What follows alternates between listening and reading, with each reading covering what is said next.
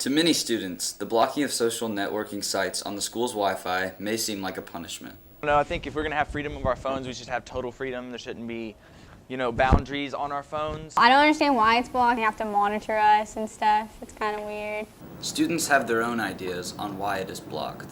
I feel like they did it because there are people who abuse that, and even though there's some people that do it only after their work's done, there are those people who abuse the apps and who can't allow it. I think they blocked it because kids will be on their phones the whole day instead of doing what they're supposed to be doing.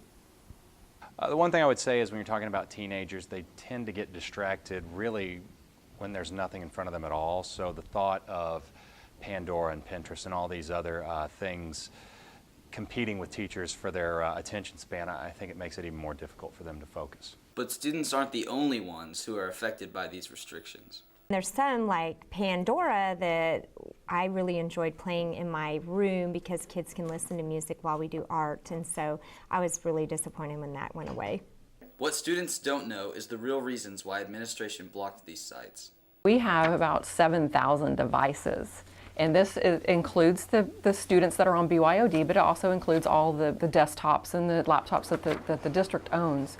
So we are managing all of that traffic going through this one dedicated pipe. So if it's being used for educational purposes, then that's great. But if it's being used by 40 users and these are students that are just doing it on their own time, that adds up, and then it takes up the bandwidth for the educational things that need to come through.